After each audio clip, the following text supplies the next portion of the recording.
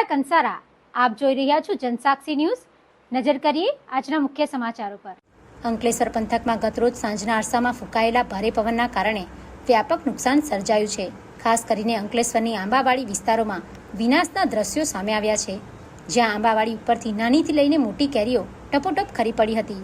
આંબા નીચે ઠેર ઠેર કેરીઓ ખરી પડેલી જોતા ખેડૂતોની હાલત કફોડી બની ગઈ છે। ખેડૂતોના જણાવ્યા મુજબ આ અચાનક આવેલા પવનના કારણે કેરીના પાકને 80%થી વધુ નુકસાન થયું છે, જેના કારણે તેમની આવક પર ગંભીર અસર પડી છે। ઘણા ખેડૂતો આર્થિક સંકટનો સામનો કરી રહ્યા છે। કેરીઓ ખરી પડતાની સાથે ફાટી જતી હોવાથી માર્કેટમાં ખરીદદાર નથી, જેના કારણે ખેડૂતોને વ્યાપક નુકસાન થવા પામ્યું છે। માર્ચ મહિનામાં આવી પડેલી આ અણધારી આફતના કારણે આંબાવાડી ધરાવતા ખેડૂતો પારાવાર મુશ્કેલીનો સામનો કરી રહ્યા છે। આંબાવાડી ધરાવતા ખેડૂત જમિયતભાઈ પટેલ અને કિરણ પટેલે જણાવ્યું હતું કે મિની વાવાઝોડાએ કેરીના પાકને વ્યાપક નુકસાન પહોંચાડ્યું છે। ચાલુ સાલે કેરીનો પાક મબલક આવ્યો હતો અને સારી આવકની આશા સેવી હતી। જો કે મિની વાવાઝોડાએ તમામ આશાઓ પર પાણી ફેરવી દીધું છે, ત્યારે હવે કેરીના પાકનું ઉત્પાદન ઓછું થતાં કેરીના ભાવમાં પણ વધારો જોવા મળશે તેવું અનુમાન છે।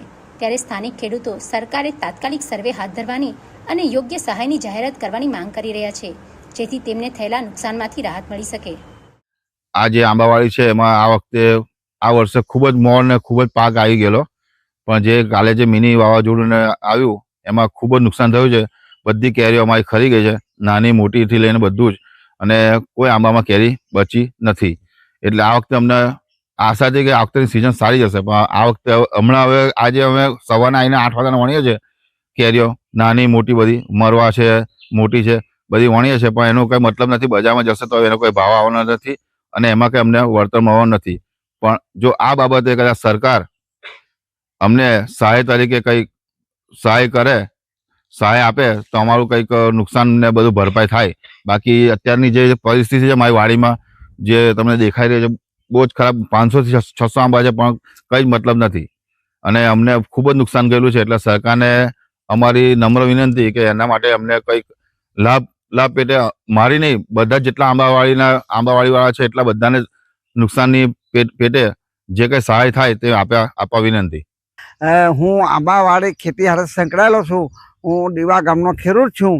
આ વર્ષે કેરીનો પાક ઘણો સારો હતો, મોરપસરો પણ ઘણો સારો આવેલો હતો ને કેરી ઝૂંપટી થઈ ગયેલી હતી। પણ ગઈકાલે જે વાવાઝોડું આવ્યું, મિની વાવાઝોડું, એના આવવાથી પુષ્કળ ઝાડો જોઈ પડ્યા છે ને એની ઉપર લાગેલી કેરી જે ઝૂંટી થઈ ગયેલી તે કેરી જમીન દોષ થઈ ગયેલી છે ને એ કેરી બજારની અંદર કોઈ કિંમત આવે એવી નથી। એટલે આ વર્ષે લોકોને મીઠી મધુરી કેરીનો સ્વાદ મોંઘો પડશે, ખાવાની મળશે પણ મોંઘો પડશે। એટલે પૂરા જથ્થામાં ખેડૂત પાસે કેરીનો માલ નથી। જે કંઈ બચેલી કચેલી હશે તે બજારમાં આવશે ને ખેડૂતને બહુ ખાવાની મોંઘી પડશે। પિન્ટુ મોદી, જનસાક્ષી ન્યૂઝ, અંકલેશ્વર।